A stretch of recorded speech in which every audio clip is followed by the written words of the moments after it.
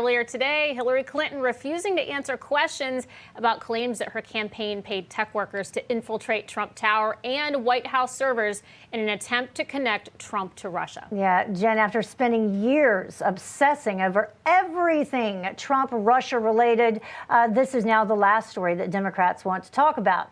And today, White House Principal Deputy Press Secretary Karine Jean-Pierre refused to comment on the scandal and referred all questions to the DOJ. That's something I can't speak to from this podium, so I refer you to the Department of Justice. Is what was described in that report, monitoring internet traffic, is that spying?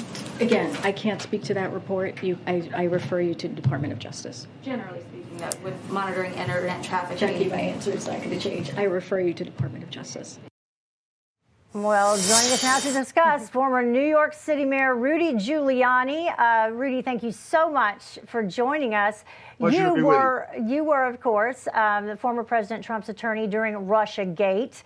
What is your reaction? Because some Democrats, actually a lot of folks, well, are just calling this dirty politics. And then a lot of people, they're afraid this is just going to be another scandal that Hillary Clinton gets away with. Well, it's eventually going to catch up with her. I mean, first of all, I'm gratified that many of the things that I and my colleagues were criticized for lying, Russian disinformation, cooperating with the Russians, it's all been proven to be not only untrue, but what I maintained from the very beginning, it was a frame-up. This wasn't just an accidental mistake that he was charged with Russian collusion. This is something that was worked out by these criminals, Hillary Clinton, and the people working with her. And she paid for it. Some of it she paid for was foreign information. That's the very crime they charged him with. And I mean, I guess if you want to summarize it all of their various frame-ups of the president, the Russian collusion, the obstruction of justice, the phone call to Zelensky, which if you had the hard drive, which they were covering up, would have completely exonerated the president. Or now January 6th being worse than September 11. This has been one fraud after another, all of it with the intent of destroying Donald Trump. And you know, I think the American people Mayor, have figured that out. They have. And you know what also is honestly not surprising? There's been complete silence about this story among the media. Members of the media that are actually covering it, they're still coming to Hillary's defense. MSNBC, the folks over there, they had a complete meltdown this morning. Joe Scarborough looked like he was about to cry. Take a listen to this. Reading through Durham's indictment seriously, I don't know for hours who wrote that because it was gobbledygook. They didn't charge her with anything or suggest that she did anything wrong, or we don't really know when this happened. The biggest cluster now I've seen in a pleading, and it's going to be very interesting to see what Durham does next, because we're going to have the experts. Alex says next block. Expert analysis here, gobbledygook, according to Joe Scarborough. You know, Mr. Mayor, Democrats, they talk a lot about insurrections these days. It seems like the Clinton campaign was actually considering a real insurrection, and the media could really care less.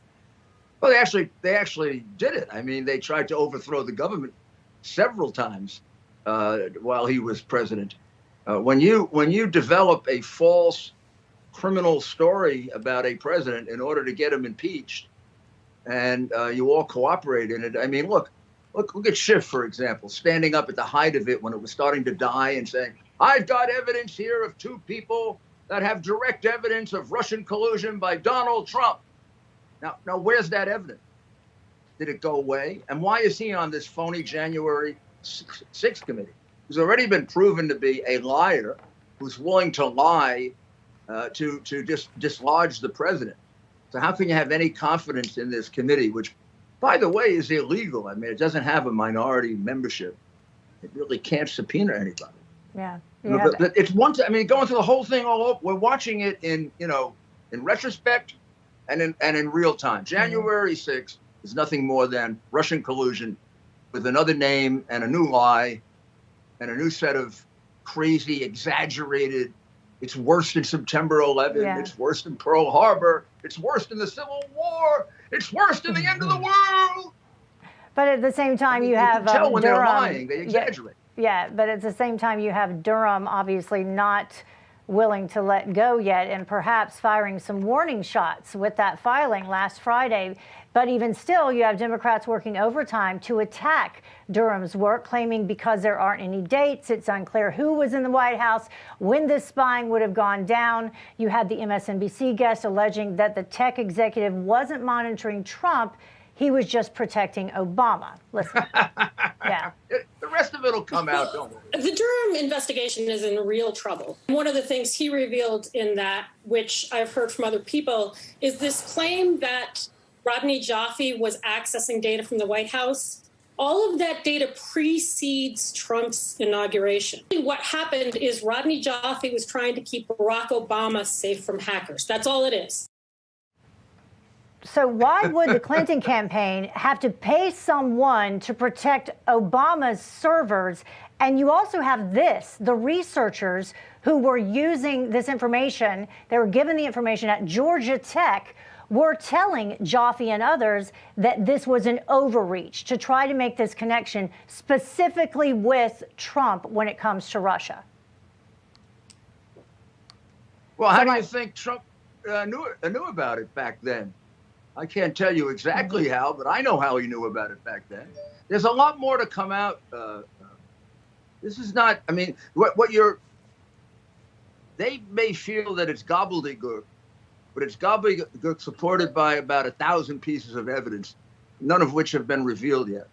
I happen to have it in my bedroom, or my den, actually. I've had it there for years, as well as the fraudulent election, both. Was that part of the laptop? Yeah, no. It's part of evidence I gathered going back to 2018. Remember, I was the first one to break Hunter Biden's involvement with Burisma and the bribe that was paid to Biden, as well as the bribe paid to James Biden in Iraq of 1/3 of a $1 billion housing contract and the $3.5 million from Moscow. And now I never had the exact amount. I had to estimate it between 20 and 35 million. And now the book by Peter Schweiker has it down to the penny, 31 million directly going to the Bidens, of which Joe, our president, got 15 million. And that's quite a thing. Our president has made more money from China than from the United States. I mean, that's an absolute disgusting outrage. Yeah. No question. Rudy Giuliani, it is always great to see you. It's so all much more coming out. that The we would truth is love to coming talk about. My goodness, we have to have you back soon, sir. Thank you so much for being here. So much more. I mean, this is so much. We could do the whole hour on it. That's right. We'll see you very soon, I hope. Thank you.